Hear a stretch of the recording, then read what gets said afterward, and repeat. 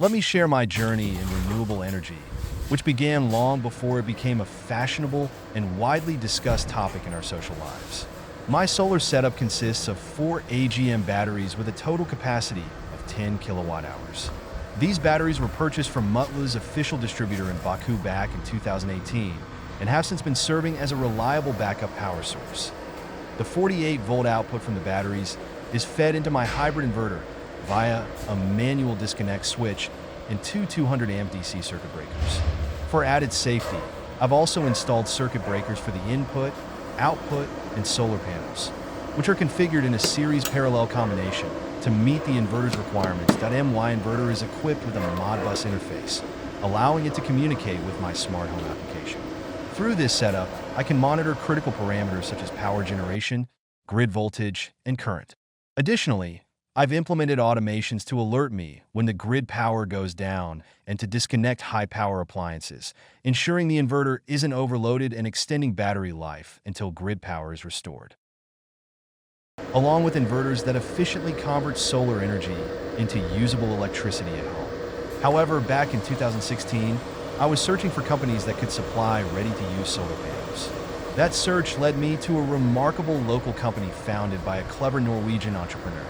Not only had he moved to Azerbaijan with his family, but he also assembled a team of talented and ambitious individuals dedicated to advancing renewable energy in my country, a place known globally for its oil and gas resources since the 18th century. When I first spoke with the founder of Providas, I was pleasantly surprised to find he could speak fluent Azerbaijani, my native language. This unexpected connection left a strong impression, and instead of purchasing the 9 panels I initially planned, I decided to buy 21 panels along with a hybrid inverter and backup batteries. With these, I began my first installation at my summer house, which has since become my year-round residence. Back then, living in this location presented significant challenges.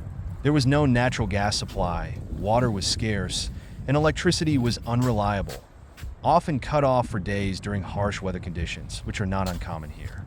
Having a backup power supply was not just a convenience, but an absolute necessity for a normal life. Renewable energy has now captured global attention, but for me, it was a critical solution to a pressing need. Questions like, how long will it take to see a return on investment, didn't concern me at the time. When you're in need, you buy what's required to survive. For those considering similar setups today, it's essential to know that a solar energy system with batteries is not a cost-effective investment. Batteries are expensive, accounting for up to 60% or more of the total cost, and they need replacement every 6 to 12 years, depending on the type. In contrast, solar panels are guaranteed to last at least 30 years. While their output will gradually decline over time due to the natural degradation of photovoltaic cells, they do not fail abruptly like batteries. Looking at Azerbaijan's recent push toward renewable energy, I think it's a bit delayed compared to developed countries, but has arrived at the right time. The shift in strategy is a welcome change, and I'm optimistic about the future of renewable energy in our country. Looking back at our history, Azerbaijan spent much of its past under the rule of major empires. Gaining independence just 30 years ago, we have made remarkable progress since. As our esteemed president often says, there is no parallel in the world to what we have achieved in this short time. Today, we are entering a new phase of development, one where every citizen can access solar panels and benefit from renewable energy without the burden of expensive storage batteries. Azerbaijan is not only rich in underground resources, but also blessed with abundant sunlight and frequent winds throughout the year, making it an ideal place to harness renewable energy. One of the most significant recent changes in our legislation is the ability for citizens to request and install bidirectional power meters, enabling them to sell surplus electricity back to the grid. This change is a game changer. It not only ensures a return on investment for renewable energy installations, but also reduces the need for costly upgrades to local power grids. Of course, the positive environmental impact, like reducing carbon dioxide emissions and addressing global warming, is a bonus. Though personally, I remain skeptical about the global warming narrative. To qualify for a bidirectional meter, a few minimal requirements must be met. Use certified equipment. Ensure proper installation. Submit an approved project plan prepared by a licensed renewable energy company. Once these steps are complete, you can submit your official request through the ASIN service. And that's it. Just wait in line for your meter to be installed. In my case, I submitted all the necessary documents and requests back in September 2024. To my surprise, just before the new year, on December 28, 2024, I received a call from the energy company. Technicians came to my home and replaced my old meter with a new bidirectional one. Now, my system is fully operational, allowing me to sell excess energy back to the grid. Here's a short video I made explaining the data displayed on the LCD screen of the meter, which I figured out by pulling manuals from the internet. The bidirectional power meter installed at my home is manufactured by the Turkish company Luna. It's a highly advanced and compact device, capable of measuring a variety of energy metrics, including total energy consumption, active and reactive components, in both directions, import and export.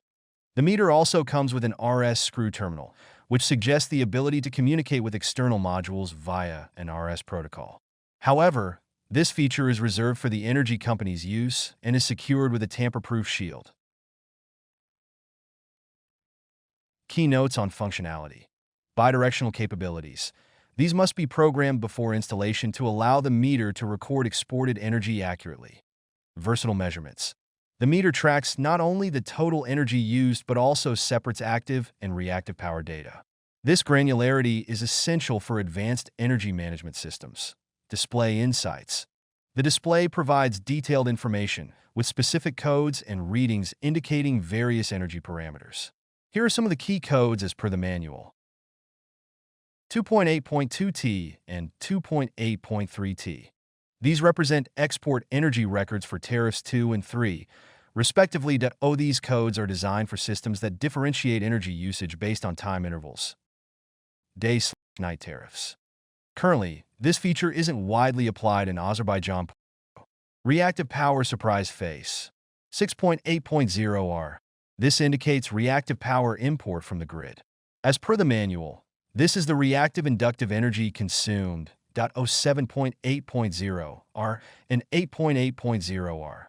These show reactive inductive export energy fed back to the grid. 3. Active power surprise phase.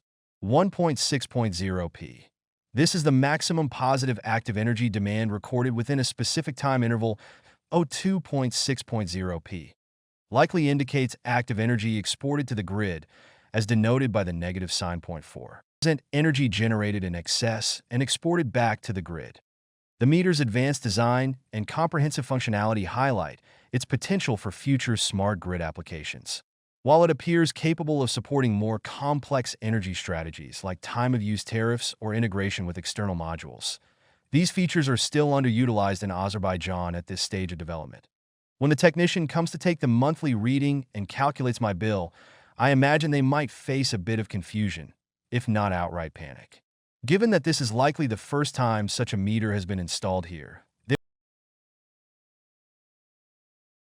For more details on the meter's codes and display information, refer to the manual attached in the comment section of this video.